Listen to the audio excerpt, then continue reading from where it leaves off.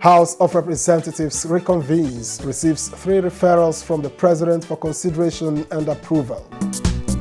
House accuses some foreign oil companies in the country of shortchanging Nigeria. And House scrutinizes 2023 budget of the Ministry of Labor. Hello and welcome to You and Your Reps on the NTA. I'm Victor, so thank you for joining us.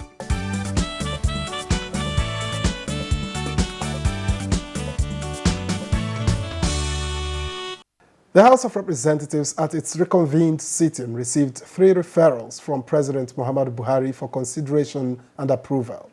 House Speaker Femi Gbajabiamila read the communication at plenary, during which he announced plans to hold a national summit on the future of tertiary education in Nigeria. When the House adjourned plenary on Wednesday, 12th of October 2022, to enable standing committees engage MDAs on the 2023 fiscal proposal, it set 15th November 2022 as the date to resume plenary, but duty called, and the due date was shifted forward by 24 hours to enable the House attend to some urgent legislative issues, among them 3 referrals from the President.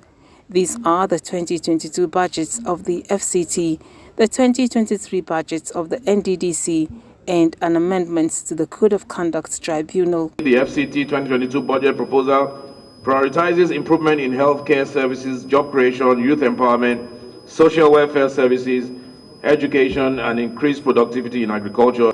Please accept, Right Honorable Speaker, the assurances of my highest regard. Yours sincerely, M. Buhari. The Speaker, in his welcome remark, also drew the attention of House members to the need to have a conversation on the future of public tertiary education in Nigeria. The House will convene a national summit on tertiary education reform on Tuesday and Wednesday, the 22nd and the 23rd of November 2022. Scholars, tertiary education administrators, and local and international stakeholders have been invited to submit papers on the theme of the summit, which is Reimagining Tertiary Education in Nigeria. Plenary featured the adoption of a motion from Henry Wauba in relation to the 2023 flood disaster in Nigeria. Urge the federal government, through the Ministry of Finance and Economic Planning and Office of the Accountant General of the Federation, to release immediately a princely sum of 5 billion naira into the already created ecological fund account of each state of the Federation and FCT to mitigate the effect of flooding. Member representing Just North Basa Goni Alkali of the PRP was sworn in.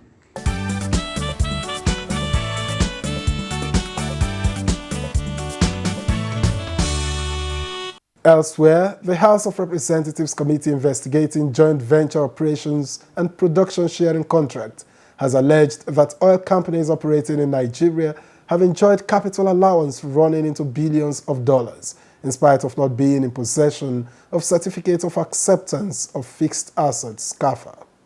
Now, this action, the committee says, runs foul of the law. The committee has, in the last couple of weeks, been engaging stakeholders to find out why the oil companies have been shortchanging Nigeria by receiving capital allowance when they do not possess CAFA certificate issued by the Ministry of Trade and Investment. Virtually all oil companies in Nigeria do not have the CAFA certificate, and they are enjoying capital allowance which amounts to billions, hundreds of billions of dollars, things that they cannot do in their countries, they are doing in Nigeria.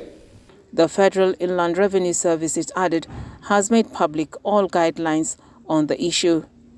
That it only required to manufacturing is erroneous, it's not correct, and you need to be properly advised, because the FIRS even made that publication public. The committee vowed that it will, at the end of the investigation, ensure recovery of all tax due to Nigeria in the oil and gas sector.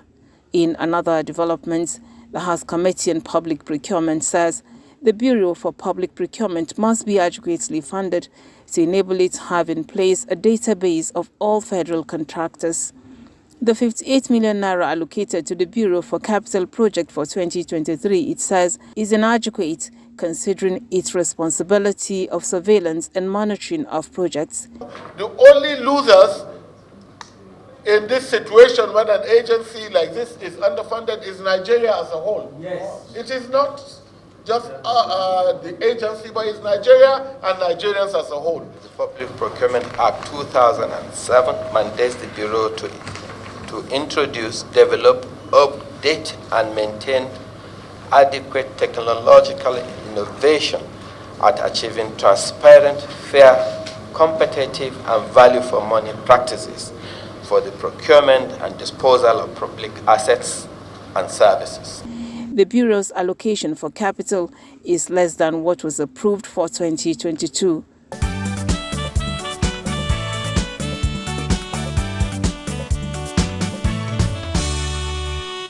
Meanwhile, the Ministry of Labour and Employment has proposed 9.4 billion naira in its 2023 fiscal year. And this was when the Minister, Dr. Chris Ngige, appeared for a budget defense session before the House of Representatives. It is the turn of the Minister of Labour and Employment to defend the budget of the ministry, and the Minister, Dr. Chris Ngige, delegated the Permanent Secretary in the ministry to give an overview of the 2022 appropriations. The total of all the monies released for the ministry, 14 billion and 76,538,357 naira. The committee made a number of observations. Why is it that money released to you, that the expenditure is not there, no utilization? You have about 171 million lying fallow in your account. Do you advertise? If yes, that you really advertise, why are you doing selective funding? But what happened is that the releases also came late. And for those who are asking about selective treatment, no, it's Ministry of Finance that does the release. Other agencies that appeared before the committee are the National Productivity Center and the Michael Imodu National Institute for Labour Studies. The total budget for 2023 is 286,305. There's no way we can sustain industrial money if institutions like Minerals is poorly funded, sir. Similarly, the Director General Debt Management Office, Patience Oniha, appeared before the House Committee on Loans and Debt Management to give estimates for the 2023 fiscal year.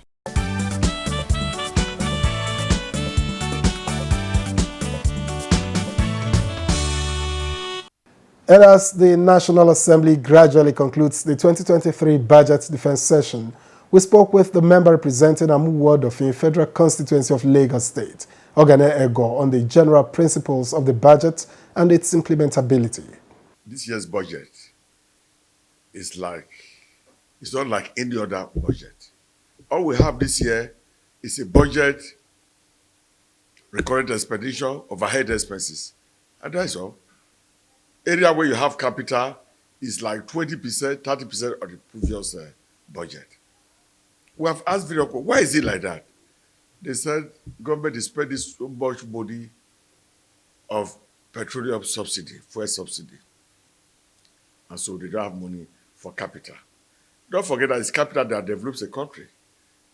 Roads are built with money, vote on capital. Drainage are built on vote on capital. Houses are built on both a capital. Airports, railways, everything, name it, they are handled by vote of capital. And the question is, why must we allow petroleum subsidy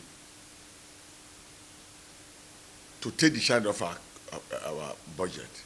Why should we allow petroleum subsidy to take all the money away? When we had one of the meetings where we are probing the usage of probing this so-called petroleum subsidy, the Director of Finance of NNPC told us that the Niger Republic, Chad, Cameroon to some extent, even Togo, Republic of Ghana, Burkina Faso, he said they don't import fuel anymore.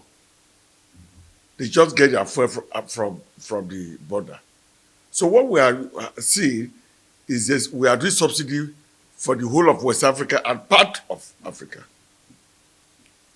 And that is why there's need to remove the petroleum subsidy. If you don't remove it, there'll be no roads for people to pass. Rainy season is just finishing with flood devastating a lot of areas. Many roads are getting bad. With the kind of allocation we have this year, I'm afraid government will not be able to do much for the people. What pains me more is that I have a motion for the railway line to be extended from Apapa Port through Tika, through Kirikiri, up to Satellite and Ijegu in Abu Dhabi. If they have done that, if they were not fund and that is done, then all this hold up in Lagos with trailers and tankers will not happen. Because the tankers, you just put on the railway release up and then you carry it. But that is paucity of fund. But I'm hopeful that one day that railway line will be done and the roads in Abu Dhabi that are always clogged will be open.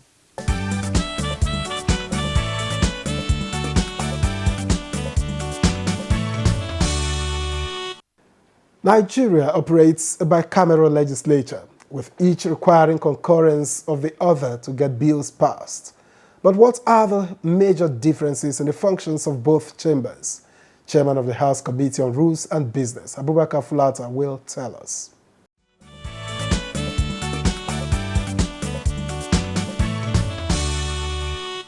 It was deliberately made by the crafters of the Constitution to give various segments of the country fairness in terms of representation. Senate is allocated on the basis of equality of states. Each state is given 3 senators, regardless of your size, regardless of your population, regardless of your landmass. You are given equal number of representation, 3. Now, when it comes to House of Representatives, now the states are now segmented into various constituencies based now on what? Population. So, states with larger population have more members of House of Representatives than smaller states. Now, when it comes to function, the crafters of the Constitution made in such a way that whichever bill that originates from any chamber, if the bill originated from the House of Representatives, after passing first reading, second reading, third reading, it will be transmitted to the Senate for concurrence. If the bill originates from Senate, after passing first reading, second reading, third reading, it will be transmitted to House of Representatives for concurrence. Whenever there's a situation where one of the chambers refuses to concur, that bill is dead. So there is no difference between the functions of Senate and that of House of Representatives, except where it involves confirmation of ministers. Only the Senate confirm ministers and judges. But when it comes to a confirmation of members of the armed forces, both chambers must confirm.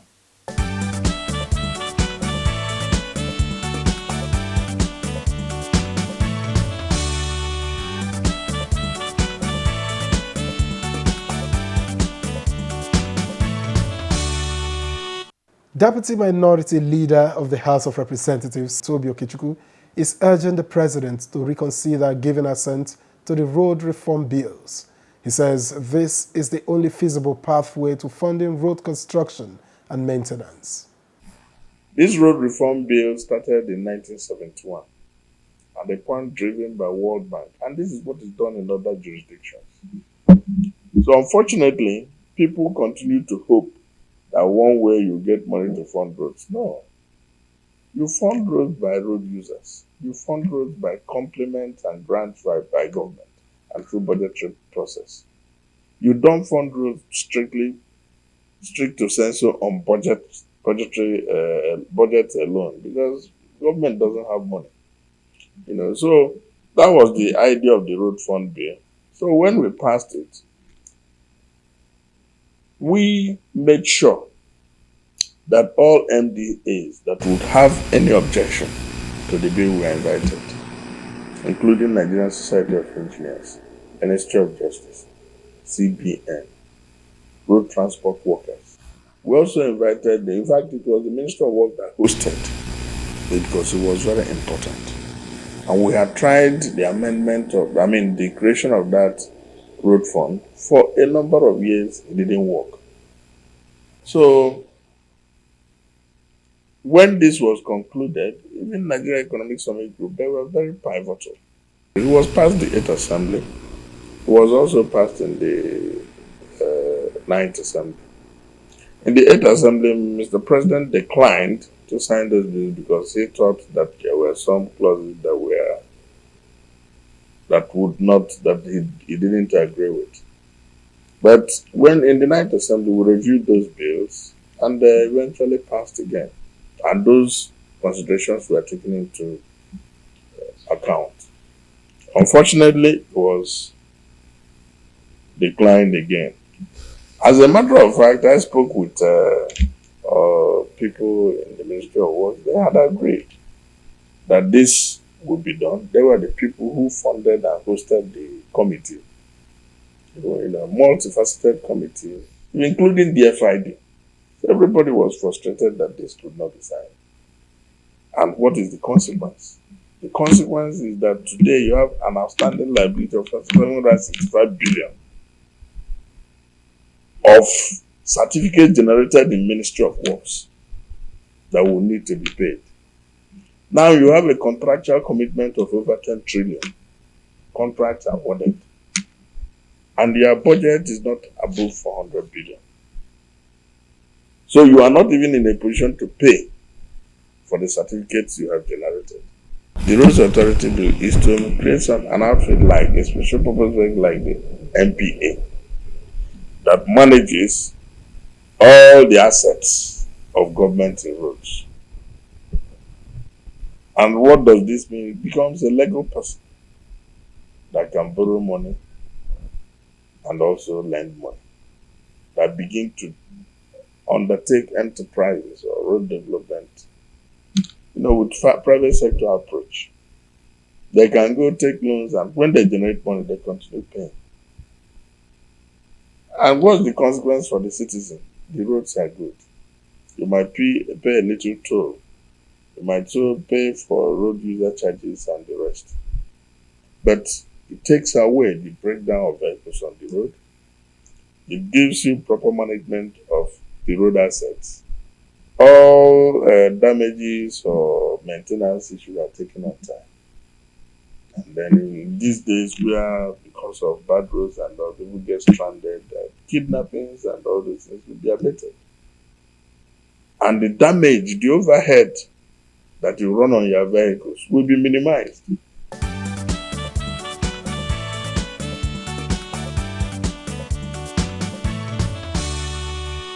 And with effects of the recent flooding still staring Nigerians in the face, we took to the streets to get the opinions of Nigerians on lessons learned. Let's show you what we got. There are things that you're supposed to do in order to prevent the flood, but people are not doing it. And also the government too also is contributed, because one, there are things like all this drainage and the rest like that.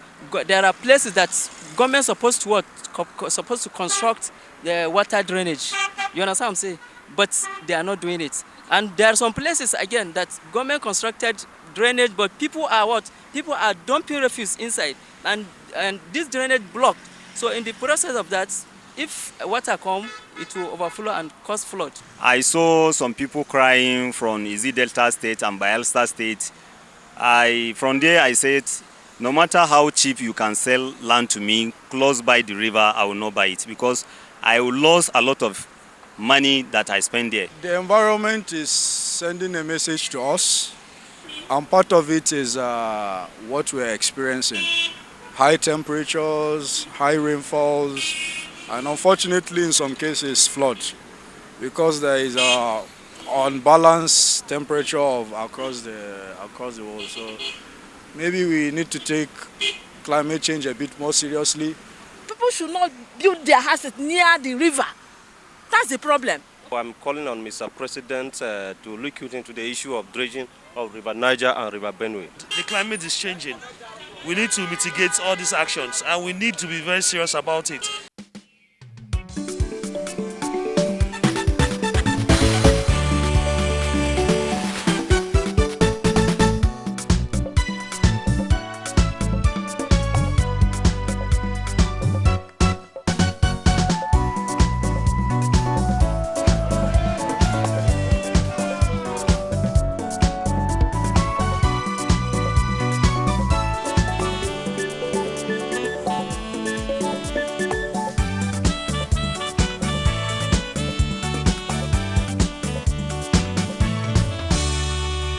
Rising from the budget defense session with the Ministry of Labor and Employment, the committee segment focuses on the ministry.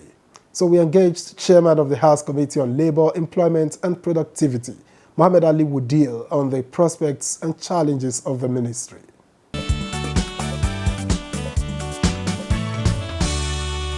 You know, there are a lot of sectors under the committee. At least the committee is oversighting the main Ministry of Labor and Employment, and two, it has an agency, about 4 or 5. That's National Productivity Center, National Directorate of Employment, Michael Imodu Institute of Labor Studies, National Salaries and Wages Commission, and NSITF. And you know, there are a lot of entry cases with regards to this labor issue, ASU and other labor unions. And luckily enough, like I said, because I'm friend to the labor, NLC and Co, TUC, and the rest of them, and they came here for a solidarity rally. That's NLC and TUC in support of ASU during the strike, and I was the one that received them on behalf of the House of Reps, and they gave me a letter, and that time I assured them that House of Reps is going to convene a meeting with the minister, the labor, and any other stakeholder to resolve this issue, which eventually we did that. The speaker called them along with the committee and committee on education, and luckily our input had greatly helped in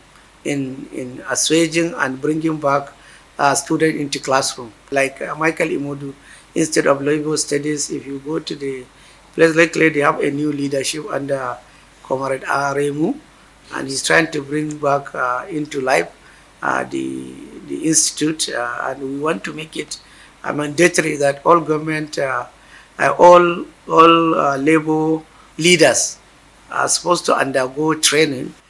Most of the labor leaders, they go for election, they will be elected without any requisite experience or training on labor matters. So you see that, that's why you see, because of lack of training, that you see this incessant strike.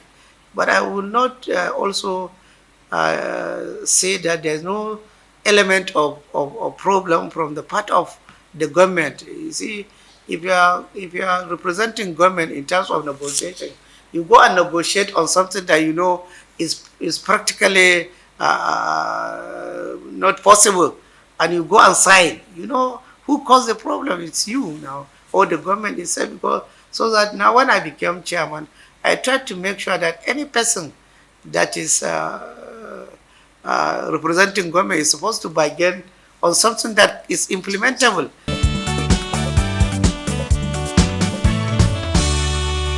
With these agencies, I'm telling you, the entire capital budget is just 5 billion. So there was the main ministry, their budget capital is just 2.9. Industrial Arbitration Panel 173. Michael Imodu 203. National Productivity Center 284. National Directorate of Employment 2 billion. The Salaries and Wages Commission, which even when they came for budget debate, their budget is inadequate. The fund is inadequate for them to ensure that they live up to expectation in terms of their mandate. Their mandate is huge. When the chairman came, he said there are about how many, Nigeria is spending how many trillion, almost 5 trillion in wages, but the agency oversighting the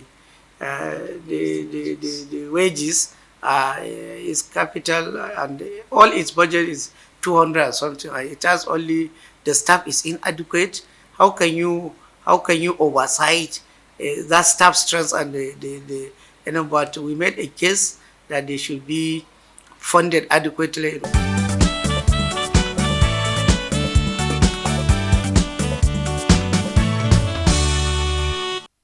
And here's hoping that the labor unions will continue to enjoy harmonious working relationship with government.